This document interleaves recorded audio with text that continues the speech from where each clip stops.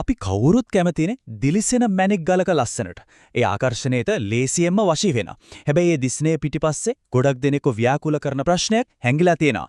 ඒ තමයි වෙළඳපොලේ අපි දකින දේ ඇත්තටම ඇත්තද? අන්න ඒක හොයාගන්න එක තමයි හිතන තරම් ලේසි නැත්තේ. ඉතින් මේ විග්‍රහයෙන් අපි හොයන්න යන්නේ අන්නේ ප්‍රධාන ප්‍රශ්නෙට උත්තරයක්. ඇස ගැටෙන ඒ ලස්සන දිලිසෙන ගල ඇත්තටම මොකක්ද? අපි එහෙනම් ඒ අභිරහස විසඳන්න මේ ගමන පටන් ගමු.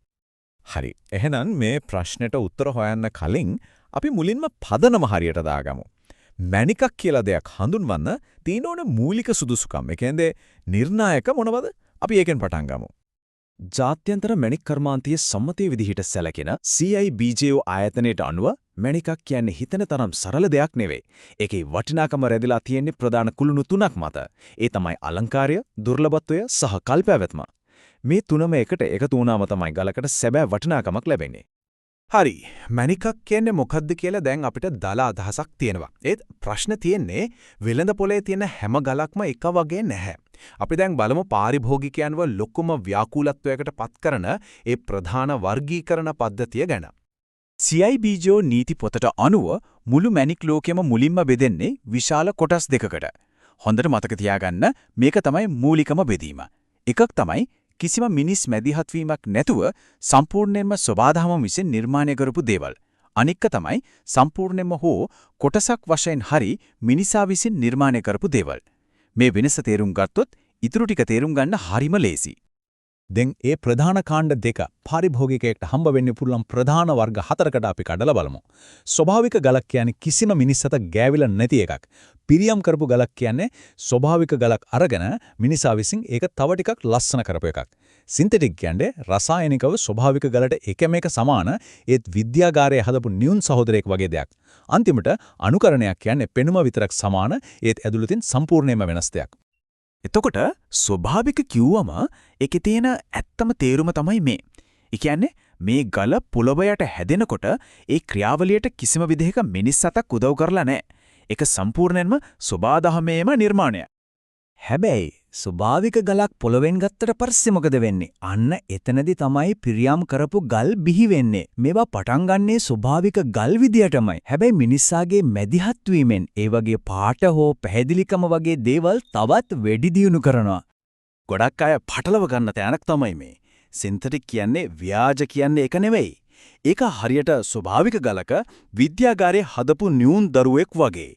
රසායනිකව, භෞතිකව හැමදේම එකයි. වෙනසකට තියෙන හැදුන තැන විතරයි. දැන් අනුකරණයක් කියන්නේ පෙනුමෙන් විතරක් රවට්ටන එකක්. හිතන්නකෝ දියමන්තියක් වගේ පේන්න හදපු වීදුරුවක් ගැන. පෙනුම එක වගේ වුණාට අනන්‍යතාවයේ සම්පූර්ණයෙන් වෙනස් දෙකක්. හරි මේ වර්ගීකරණ දැනගෙන ඉන්න එක හරිම වැදගත්.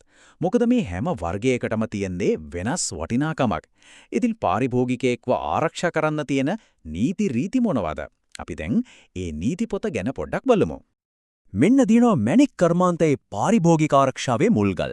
මේකෙන් කෙලින්ම කියනවා විකුණන කෙනා හැම වැදගත් දෙයක්ම ගැණුම්කරුට කියන්න ඕන. ගැණුම්කරු ඒ ගැන ඇහුවත් නැතත්.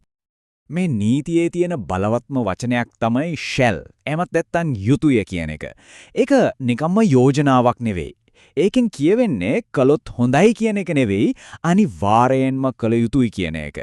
ඒකේ ලොකු නීතිමය සහ සදාචාරාත්මක බරක් තියෙනවා. මෙන්න බලන්න CIBJO නීති ක්‍රියාත්මක වෙර හැටි ගැන තවත් හොඳ උදාහරණයක්.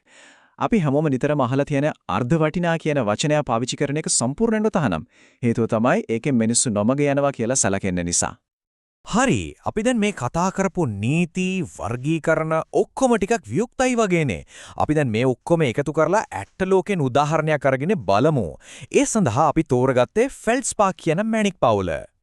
ෆෙල්ස්පා පවුල කියන්නේ ඇත්තටම අපේ පොළවේ හරිම සුලභ ඛනිජ කාණ්ඩයක්.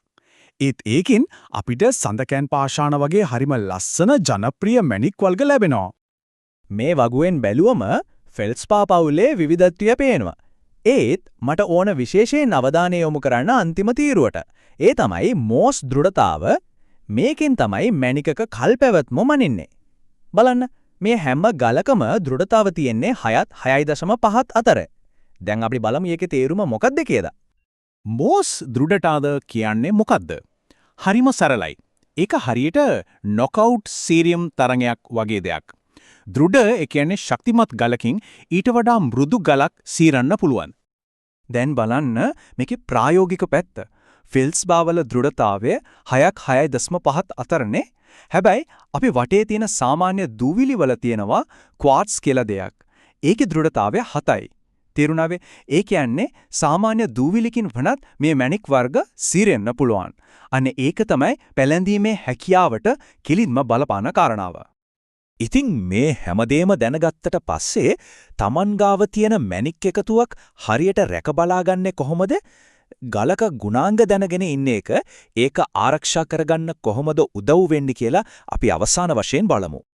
මෙන්න CIBJO මාර්ගෝපදේශ වලම සඳහන් වෙන්න අත්‍යවශ්‍ය සත්කාර උපදෙස් කීපයක්. ඩයි වගේ පිරියම් කිරීම ස්ථිර නැති නිසා රසායනික ද්‍රව්‍ය වලින් ඈත් කරලා තියන්න ඕනේ. සුවඳ විලවුන් වගේ දේවල් නිසා සිදුළු සහිත ගල්වල පැල්ලම් ඇති වෙන්න පුළුවන්. ඒ වගේම හදිසි උෂ්ණත්ව වෙනස් වීම සහ අධික ආලෝකයට නිරාවරණය වීමත් සමහර මැණික්වලට හානි කෙන්න පුළුවන්. හොඳයි අපි මේ හැමදේම කතා කරලා ඉවර වෙද්දී මම එක ප්‍රශ්නයක් ඉතුරු කරන්නම් හිතන්න. තාක්ෂණයේ දියුණු වෙලා විද්‍යාගාරයේ හදන ගල් ස්වභාවික ගල් වලටම රසායනිකව සමාන වෙනකොට මැණිකක ඇත්ත වටිනාකම තීරණය කරන්නේ මොකක්ද? ඒක ස්වභාවයද? තාක්ෂණයද? නැත්නම් ඒ දෙක අතර තියෙන සම්බන්ධයද?